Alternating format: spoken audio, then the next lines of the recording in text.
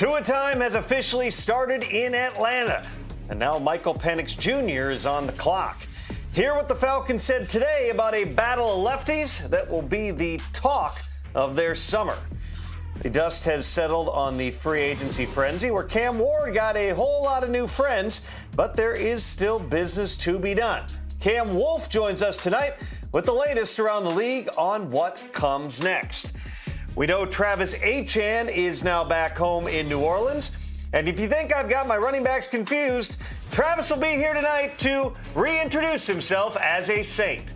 Welcome inside with the Insiders. Alongside Mike Garafolo, I am Tom Pelissero. It feels like we packed a month into the past 5 days. Free agency was wild. We had trades.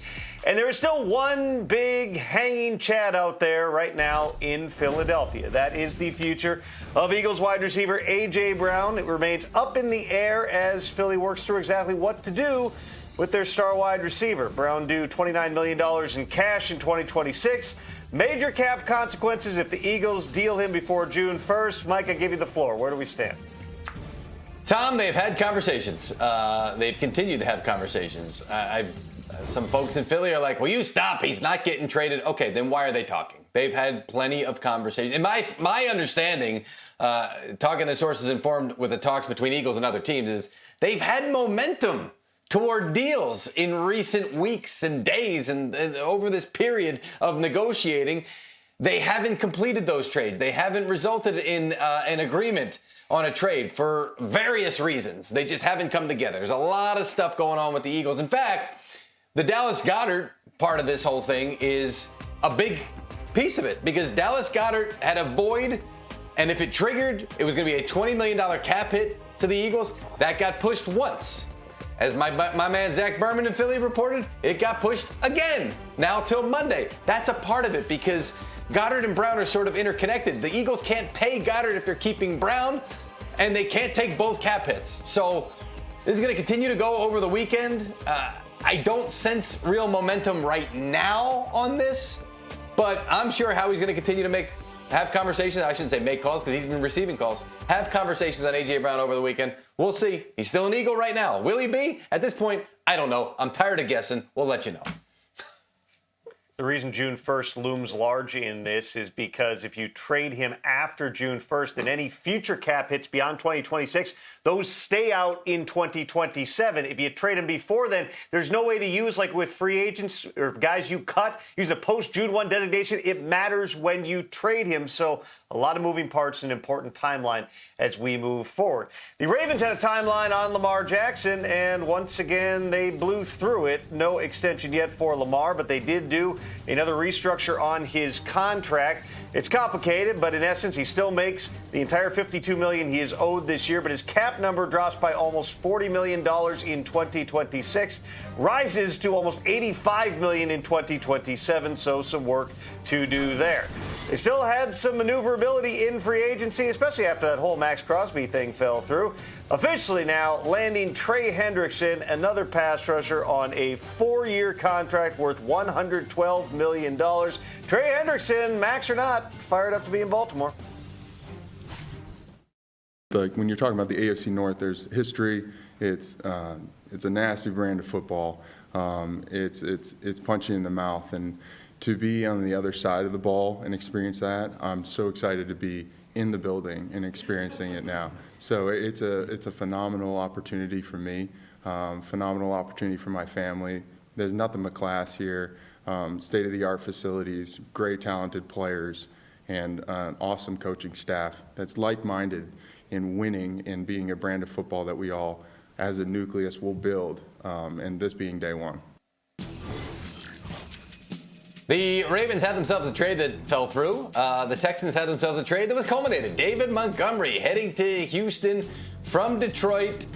The Texans have not been shy about trading for and signing veteran running backs at a time where others say, well, maybe they're at that point where things might start to fall off. And David Montgomery doesn't feel like things are falling off. Just kind of seeing him progress as like a rookie to who he is now, and seeing like him having his highs and his lows, and him still being able to come back as somebody who can be mentally relentless and still go to work every day seeing it from afar. It's like, it's a thing to see. And I think he can handle it all. And that's somebody I want to play with and, be able to go to war with, to somebody who's battle tested, who's been through it all, but who's able to handle the worst too. I ain't gonna lie, he a dog. You can kind of tell like the morale, the kind of mentality that both sides of the ball and that Coach Ryans brings to the table too. You also get to look at yourself and like, dang, if I ever had an opportunity, I would love to play for a guy like that. Montgomery telling reporters he feels like he's in his prime right now. Michael Pittman Jr. feeling like he's in his prime, and the Steelers paying him like it as part of the trade to Pittsburgh after that signing of Alec Pierce in Indianapolis. Pittman got a new 3-year, $59 million deal. You see him signing it there next to the helmet that he'll be wearing in Pittsburgh. He met the media. His vision, like for me, like as like a player, like in his offense and like everything that he thinks is going to happen, and that's got to be classified, that's between like me and him. So it just got me fired up, and I feel like Pittsburgh is like my style, like of football, like just really that tough, smash mouth, gritty, and like I think that I just fit in perfectly here.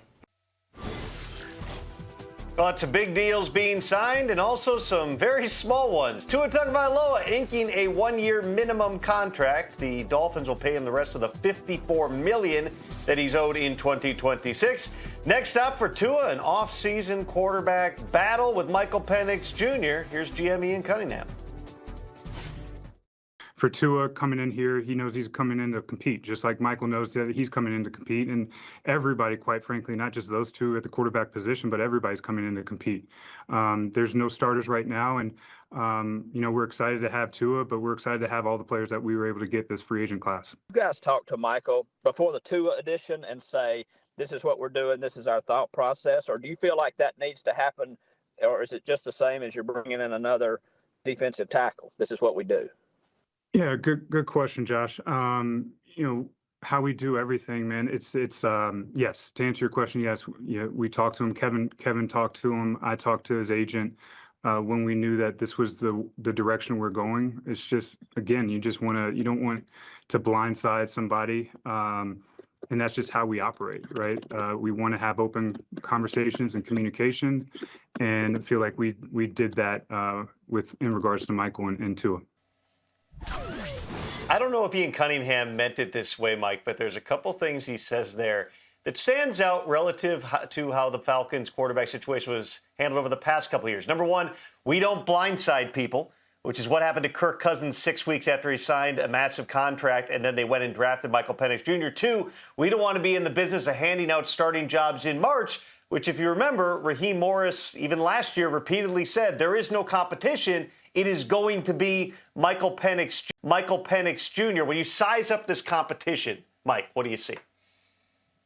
Well, their blind side is the same side. It's the right side. So that helps you in that your entire offense will be working with a left-handed quarterback, no matter who's taking the reps between the two of these guys. Look, Tom, even with Kyler Murray, it's a similar situation in that small contract that you were talking about, because the previous team for both of those guys is picking up the tab on the guaranteed money that they owe them. That allows you to say, look, this guy's not coming in with a Malik Willis type deal, right? Yes, he's making a ton of money, but they're paying all that. We're paying the veteran minimum. So that allows you a little bit for that. And also, you've got in guys like Michael Penix and J.J. McCarthy, somebody to push them, right? And to see how they respond, because this is a high-pressure job to be an NFL quarterback, and sometimes a little bit of competition can help make that happen. And when you can get that at a high level for a low salary, that really helps you in that regard. So I'm looking forward to both of these competitions.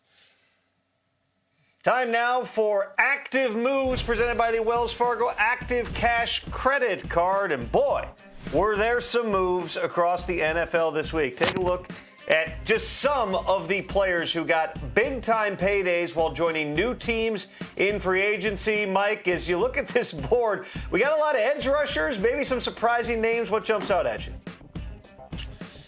Oh, what jumps out at me? Well, Tyler Linderbaum's deal jumps out. I'm still curious if the Raiders would have gone that high knowing Max Crosby was coming back. I'm going to go with no. But you hit him with that much money. In a tax-free state, by the way, how is Baltimore ever going to compete with that offer? No chance on that one. So Tyler Linderbaum getting that deal done, super impressive. More power to you, more money to you. Good on you. Hard to believe that you go back 8 years and the biggest free agent contract we could remember at the time was Kirk Cousins getting 3 years, $84 million, basically fully guaranteed. Now, 2026, we have a center making essentially the same money on the same contract structure. That's where we have evolved to here. I'm going to say Malik Willis. The fact that Malik Willis is on that list, given how few passes he has thrown in the NFL, huge task ahead of him. It's a 2-year commitment for the Dolphins. Will make $45 million over the next 2 years. But this is a guy who's thrown a grand total of 155 NFL passes, 35 last year. He completed 30 of them. That certainly matters here. But once again, as much as that's a lot of money to commit to somebody, it's also a quarterback. And if Malik ends up being the guy, you got him at a pretty much cut rate for a 3-year contract here. Jeff Hafley, John Eric Sullivan, they know exactly what they're looking for from Malik Willis. They had familiarity with him in Green Bay. I am just unbelievably fascinated to see exactly how this entire thing plays out. We know this, the Titans are going to look different in 2026, not just because they're free agent additions. They're literally going to look different. They're going to look like the Houston Oilers, let's just all say it out loud here, unveiling their uniforms last night for the next season. I like them. I dig it. I think it always looks good, kind of like our guy Cam Wolf, always bringing the heat on the fashion front and always bringing us information around the league. Cam, you've been talking to people all week amidst the free agency frenzy. What do you got for us? Well, let's start in Tennessee, where, by the way, I love those new uniforms. As a University of Houston grad, feels very much Houston vibe, but I like it for the Titans. Let's start with Tennessee, where the Titans had a big free agency period, but maybe their biggest news is their starting quarterback, Cam Ward, is back throwing the football. He resumed throwing this week with his personal quarterback coach, Darryl Colbert Jr. in Nashville. This was the plan. Last month was about building that lower body up. This month, he was cleared to throw, coming off that sprained AC joint, and he should be good to go for off-season workouts. And look, he chose to be in Nashville all off-season, one, so that he could work on his rehab, but also so that he could get more time and getting comfortable with Brian Daboll's system. He really wants to get ahead. He knows that the offensive coordinator is going to allow him to be a playmaker. He loves what he did with Josh Allen in Buffalo and thinks that they can unlock some of those same things in year 2.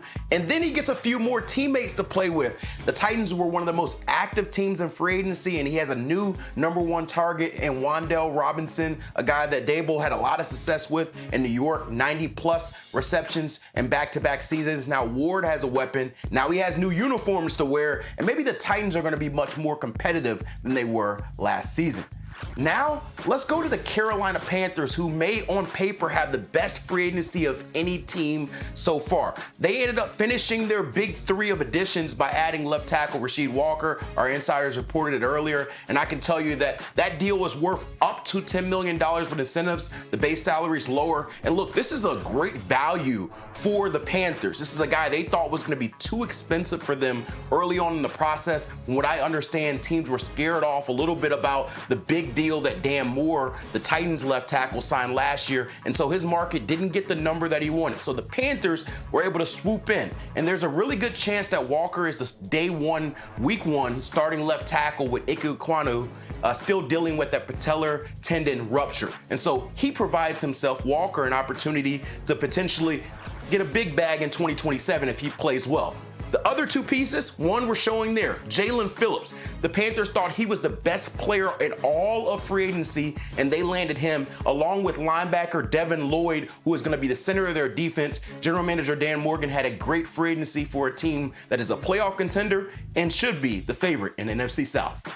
And let's go to Jacksonville to finish it up, where there's been a lot of speculation on Brian Thomas Jr. trade talks.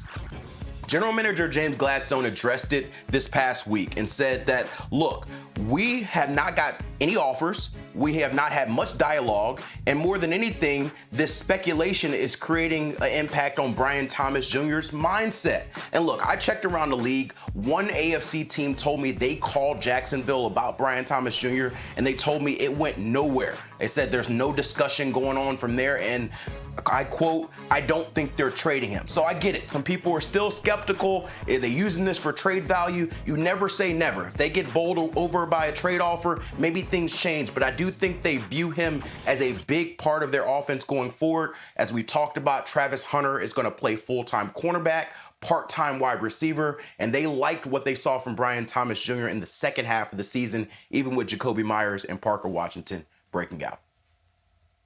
Always wild. Every time we talk about the Jaguars 2025 season, it's, oh, yeah, and Travis Hunter will be back on a team that rolled in the AFC South a year ago. Cam, great stuff as always. We'll talk to you again soon. Tons more to come tonight on The Insiders, including Adam Rank's take on these guys. Max Crosby, Trey Hendrickson, skullduggery at its finest. Rank's got takes. You do not want to miss that.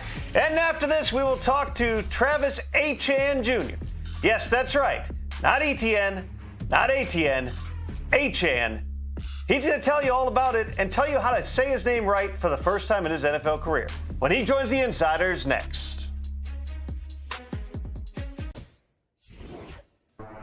Free agency has been a frenzy in New Orleans. Take a look at some notable names departing, but also some big-time additions. Linebacker Caden Ellis, tight end Noah Fant, guard David Edwards on a huge deal, and probably no one bigger than running back Travis Achan Jr. signing officially now a 4-year, $52 million contract. He gets the handshake from Kai Harley. More importantly, he gets a new home back in his home state of Louisiana. And he gets to join us right now. Travis, thanks a lot for being here. I want to start out by pointing out the obvious. No, I'm not confusing you with the Dolphins running back. I'm not mispronouncing your name. It turns out we and the entire world have mispronounced your name your entire adult life. So please, for the first time, introduce yourself to the world and tell us how you're doing down there in New Orleans. Yes, sir. It's Travis Achan Jr. here. Really feels exciting to say that, but I'm just honored and humbled and blessed to be in this moment and excited to be a Saint. I'm looking this up here because I want to see because we get pronunciation guides every year. So I want to see if they were telling us the right way to spell it. E-T-N. That's the way they told us in the pronunciation guide. So they've been getting it wrong. We will make that change. We are happy to have that change. Was it just, did somebody ask you about it at the press? How did that wind up coming up today? So they asked me about it at the presser because they followed me when I was here in Genesee, Louisiana in high school. So obviously they know like where I came from, where it started, and when I left, everyone noticed a change. So that was the first question they asked when I got here. Okay. So, Travis, take me back through the process. It was pretty fast on Monday. The negotiating window opens literally hours later. You're headed to the Saints. Was it as simple as coming back home and taking the biggest offer, or just bring me through your thought process of how you ended up there? My thought process was, my thought process, it was coming back home, honestly. But also, I feel like they have a great group of guys, they have a great thing here. And I feel like we're looking at the division they have here. I feel like we're primed, we're ready. And I feel like there's missing the key spots, a few key spots. And I feel like I like what Coach doing. You got Coach Moore, who's been in the Super Bowl, who just won a Super Bowl 2 years ago. So he knows what to expect. He has a great blueprint. And I feel like the pieces, you have Tyler at quarterback, you have a library receiver. So you have pieces here, and you have a great defense. And I feel like it just kind of it gelled all at once, and I feel like I'm just happy that I was able to be in this moment.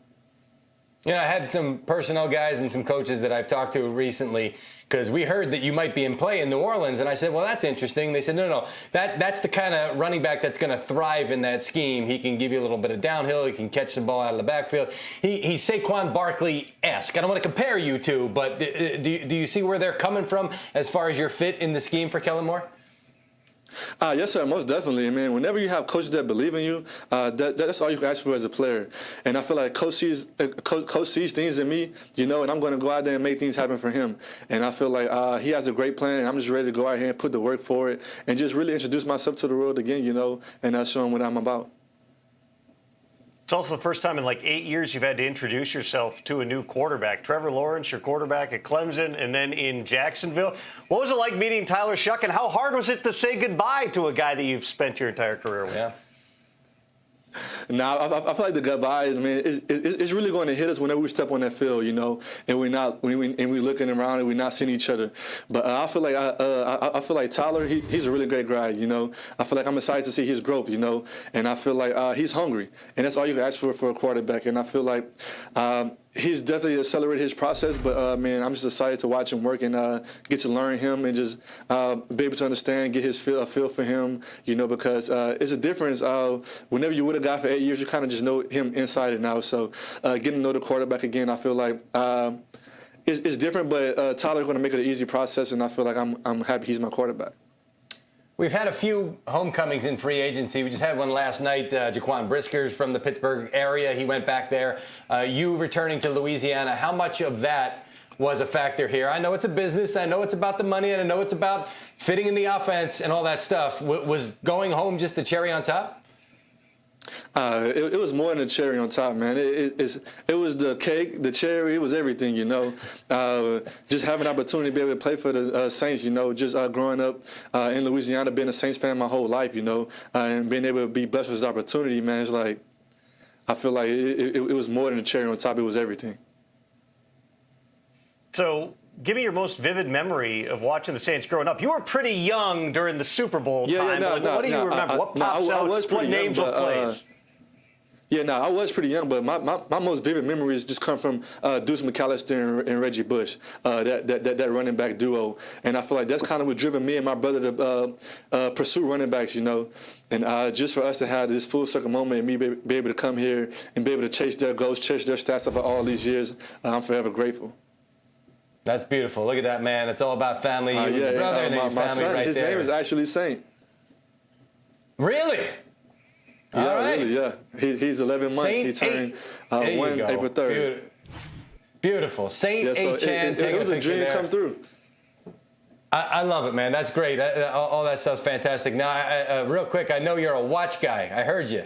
You got the nice fat contract now. What watch are you going to buy yourself to celebrate? I've been looking at a Sky Dweller. So I've been looking at one of those, you know. I'm thinking like with the white and the gold and the black face, you know, Saints theme. So I feel like I want one of those. See, he's got it. He's got it, Tom. He doesn't need no help. He's got it. All right, last thing real quick here, Travis. I should quickly mention. Go ahead. Oh, no, I was saying the reason I like Rolex is because like you can configure your own watch. So I feel like that feature is amazing in itself. Yeah, we're going shopping. The last time you played a full season in the state of Louisiana, senior at Jennings High School, you ran for 2,459 yards and 39 touchdowns. Can you approach those numbers your first year back there with the Saints? Hey, so when I'm glad you said that. I'm glad you said those stats. I'm definitely chasing those numbers first year here. Definitely chasing those. I need to write them down so I vividly remember what I'm chasing each and every morning I wake up. There's your fantasy pick. Travis Achan Jr., know the name, love the name, repeat the name out loud so you call it correctly in your fantasy draft this fall. Travis, thanks a lot for being here, man. Congrats. Yes, sir. Thank y'all.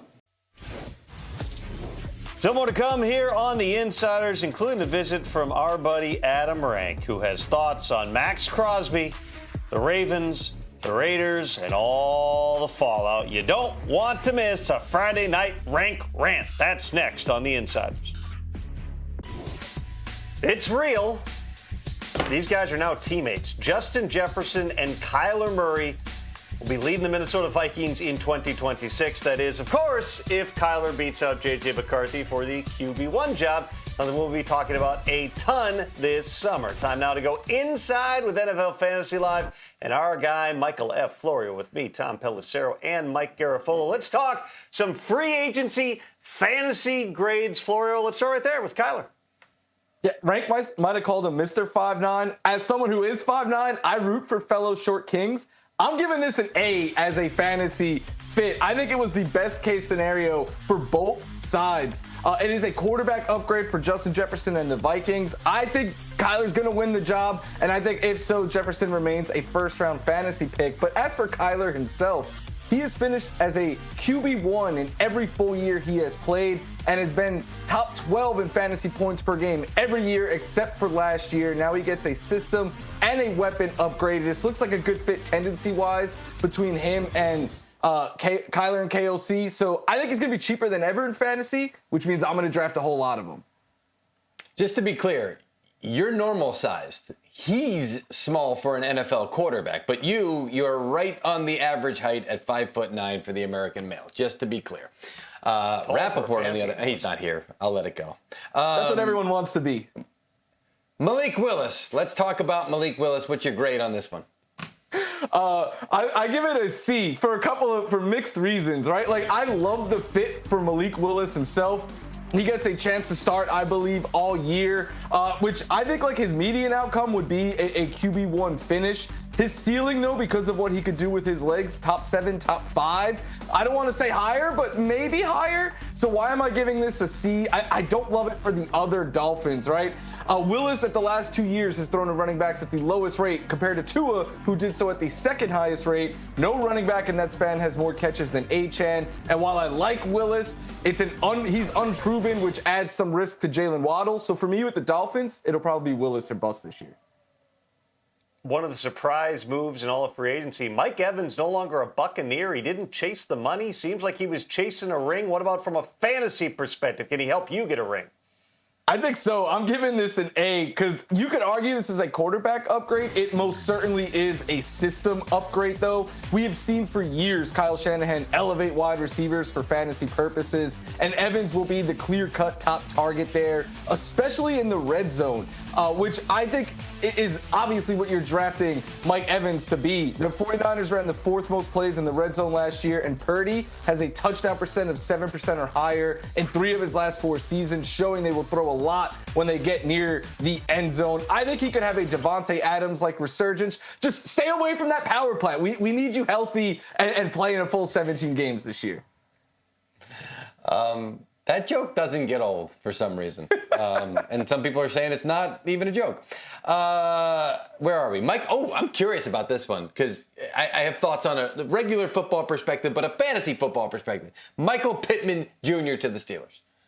I'm giving this one a D. I don't like it. Look, both Pittman and Metcalf are coming off of down years, and I don't really love their chances of bouncing back because I'm operating as if Aaron Rodgers is going to be their quarterback again, and he hasn't really aired the ball out since the last time that he won an MVP, so chunk plays are harder to come by. It's why I didn't think DK seemed like a good fit last year. Now, I do think Michael Pittman Jr. could be a better fit because he's really strong on short to intermediate targets, but Metcalf struggled to get consistent volume in this offense last year. Now you have an even bigger target threat. I think it could be something where they're just inconsistent and eating off each other's plates week to week. I don't really see myself drafting a ton of Steelers this year, but hey, I do think they will outlive where I'm going to rank them. All right, how about our new friend from the show, Travis Achan Jr.? Yes, Travis Achan, formerly known as ATN, ETN by people who didn't know. Travis Achan Jr. is a saint. What's the grade, Florio? Yeah, 2 running backs named Achan is not going to get confusing at any point in our fantasy shows this year. I'm giving this one a B, right? I think he is a great fit for the Saints. Last season, ETN ranked better than Alvin Kamara in basically every single metric as a runner and as a receiver, and we know that is really what has made Alvin Kamara so special. But it's also the system. Kellen Moore helped lead Saquon to his historic season 2 years ago. His offenses have finished top 10 in rushing yards in 4 of his last 7 seasons. I think he is a top 20 running back with RB1 upside, especially if they move on from Alvin Kamara. So ETN, HN, I'm excited to draft him. That's all I know. Travis Achan Jr. Memorize it, love it, live it. Florio, thank you very much. Still more to come here on The Insiders, including a visit to USC Pro Day. Kai Lemon, one of the stars of the show. Our Bridget Condon caught up with that guy, Lincoln Riley. See you next on The Insiders. The NFL Draft is just 41 days away, which means the countdown is on for teams to finish their evaluations of all prospects. Check out some of the notable upcoming pro days. Jeremiah Love at Notre Dame on March 24th. Fernando Mendoza and company at Indiana on April 1st. USC's pro day occurred on Thursday. That's where our Bridget Condon caught up with Lincoln Riley. Makai Lemon just ran his 40. What are teams getting in a receiver like him, whoever drafts him? Yeah, I think they're getting a complete guy. First and foremost, he's a really smart player. You see all the plays that he makes, but a lot of people don't see behind the scenes how mentally strong the football intelligence that you have to be able to do all these different things well. And in terms of all the receivers we've been able to coach throughout the years, his football intelligence is certainly towards the top of the list. And I think that's where it starts. The guy loves to play the game. He's got a flair for the dramatic. He's a tough physical player. And I think he's a guy that, as you talk to these different teams, he could fit in at any system, I think, any team, and I think that's what makes him so valuable. There's so much speculation this time of year. Guys are dissected by analysts, scouts, teams, but you know Makai best. Who is he? Makai's a team guy. Makai wants to win. He's a really good person. He's a great teammate. He was beloved in the locker room here at USC. I've known him since he was a freshman in high school. And I've seen him grow throughout the years. He's gonna be himself, but he is one of those guys that when he walks in the door every single day, you know exactly what you're gonna get. And I think that consistency, I think that reliability is one of his greatest attributes, and I think it's what's made him the player he is today. One of his friends on the team, another receiver, Jacoby Lane, raised his draft stock at the NFL Combine. What's something about him that teams might be surprised by? And have you been surprised that now everybody's giving him a little bit of attention? A little bit. I think once people get around him and they see his personality, he's got a really magnetic personality, unique way to be able to communicate with people. And then you see, obviously, the skill set matched with that on the field. He can just do some things on the field that most people flat out can't do. And I think he's continuing to just grow in every way, off the field, on the field. He had a great progression here at SC, his best year right here at the end. And I think that's just going to continue because he really has an unlimited ceiling. Of all the guys out there in terms of potential and what he can do, he's really, really unique. And so, for teams to be able to see that at the Combine and throughout this process, for teams to be able to sit down with him and see how he communicates, how he learns, I think you're going to have more and more teams interested, and they'll be excited to watch his progression. One of your former players, quarterback Caleb Williams, just arrived to support his former guys that he knows here at USC. What did you see from him this season? How fun was it to watch him kind of take off with the Bears? It was awesome. I think it shows at all levels of football, especially at that level, how important it is for the organization to be aligned, to have the right people in the right places. I think, Caleb's confidence with Ben coming in, the job that he did there, some of the pieces that they added, you could just see that grow. And listen, that's part of it. A lot of times when you're the first pick, and we've been able to have a few of those, you don't always go into maybe the most advantageous situations. You're going to be challenged. You're going to go through some adversity. And the key is you got to learn from it, and you got to get better. And I think Caleb's gotten better. The organization around him has gotten better, and they're primed for some pretty cool things in the future. Just give you a little shout out behind. He waved as he walked by. What's it like, real quick, just for guys to see him come back, and especially on a day that is so important to these guys out here competing? It means a lot. It means a lot, and that's part of the culture that we want here at SC. One of the great things we have is all of the great former players, kind of past and present, and really the brotherhood that's been created here. And so, those guys wanting to come back, be supportive, whether it's somebody that's still playing like Caleb or it's some of the previous generations, the Marcus Allens, the Ronnie Lotts, and so on down the list. Having those guys here around our program is everything. It's one of the things that makes this place special. So really cool to see Caleb and some of our other former greats out here today. Appreciate it. Thanks. How high will Makai Lemon go in the NFL Draft? What about Jeremiah Love? We got a pretty good idea where Fernando Mendoza is going to go. 41 days away, the NFL Draft kicks off Thursday, April 23rd in Pittsburgh, live right here on NFL Network and beyond.